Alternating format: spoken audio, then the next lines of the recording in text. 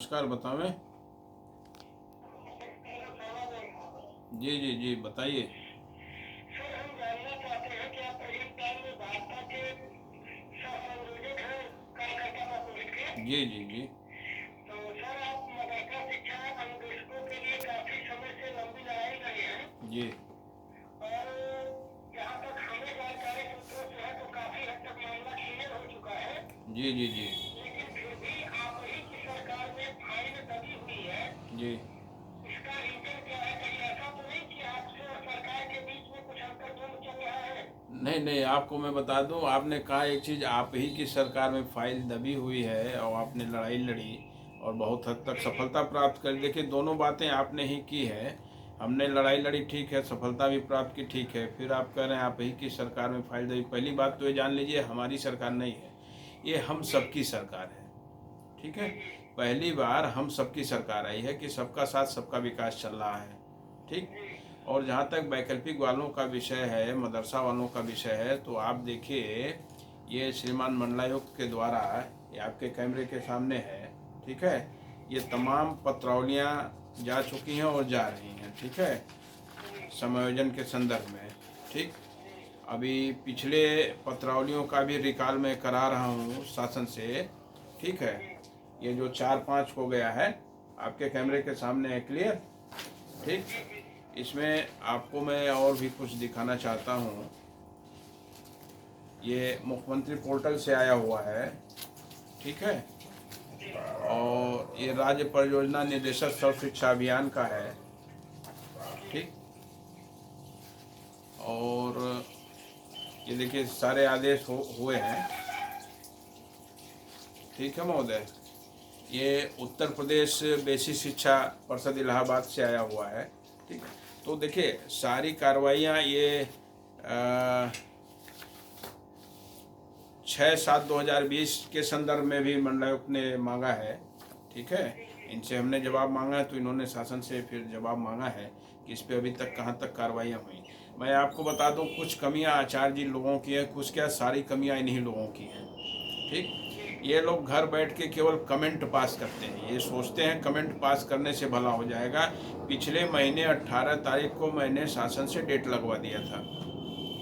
ठीक है महोदय। लेकिन यह लोग जिन्हें पाना है रोजगार, ठीक है, वो सोचते हैं कि घर पे ले आके कोई हमको नियुक्ति लेटर दे दे, ठीक है, मुझे जाना ना पड़े।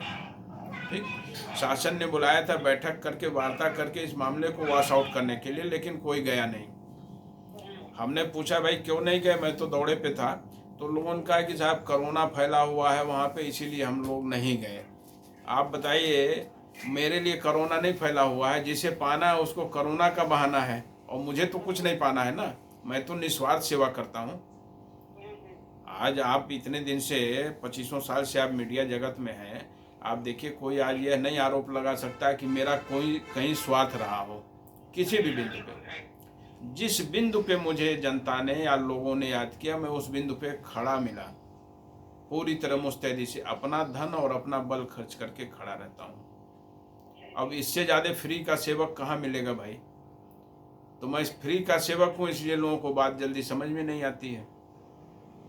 18 तारीख को ये लोग बैठक न मिस करते तो बहुत हद तक ये चीज़ें समायोजन की तरफ चली जाती। मेरे लिए कोरोना नहीं है, मैं भी तो दौड़ रहा हूँ सचिवालय में। तो आपको कम से कम जाना चाहिए ना। मैं जिसको एथराइज कर रहा हूँ कि आप जाके बैठक में हिस्सा लीजिए, तो आप नहीं जाएंगे तो एक आदमी कहाँ कहाँ तक जाएगा। तो देखिए, मेरी सरकार में आपने कहा कि ऐसा तो नहीं आपसे अंतर्द्वंद चल रहा है, ऐसा कहीं कुछ नहीं है। हमारे और सरकार के बीच में कोई द्वंद्व युद्ध नहीं चल रहा है। सारी चीज़ें सही हैं और सब कुछ हो रही हैं। योगी सरकार में, मोदी सरकार में बहुत हद तक सारी चीज़ें व्यवस्थित ढंग से चलाई जा रही हैं। अब सरकार को बदनाम करने के लिए कोई कुछ भी कर ले तो अलग की चीज़ें हैं। जी बताएं। जी महोदय बताइए। सर, दूसरा कुछ चीजें जानना चाहते हैं। जी सबसे पहले आपने चुनाव में भी दावा किया था, बिहार चुनाव में 2-3 बार आपने मंच साझा किया था। जी और आपने कहा था कि अगर एनडीए की सरकार नहीं होगी तो फिर आप बिहार का दौरा नहीं करेंगे।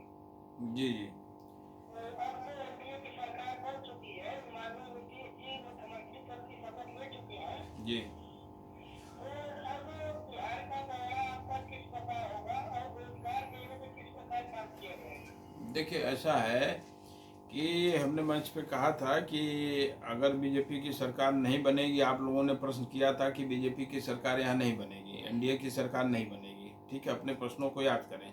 हमने कहा था यदि नहीं बनेगी तो मैं बिहार आना छोड़ दूंगा, ठीक, सही है, मैंने कहा था।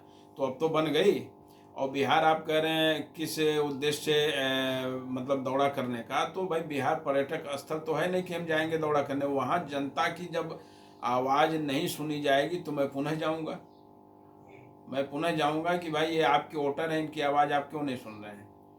तो अगर मैं चुनावी दौरा कर सकता हूँ तो बगावती दौरा भी कर सकता हूँ, अगर चुनावी दौरा कर सकता हूँ तो बगावती दौरा भी कर सकता हूँ। लेकिन ऐसा नहीं कि नीतीश जी की सरकार में तो सब काम संभव है।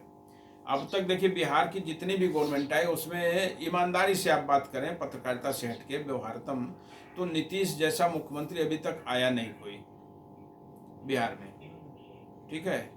जो जो जनता ने सपना देखा तो उसे नीतीश जी ने साकार किया, लगभग पूरा करने का प्रयास किया।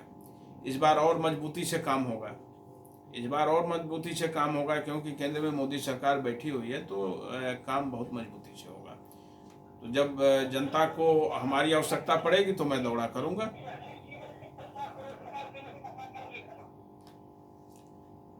जी महोदय, मुझे अभी जाना है कमिश्नर साहब की मीटिंग में, ठीक है, और मैं आपसे क्षमा चाहता हूँ। नेक्स्ट कभी वार्ता में आपको जवाब दिया जाएगा। नमस्कार।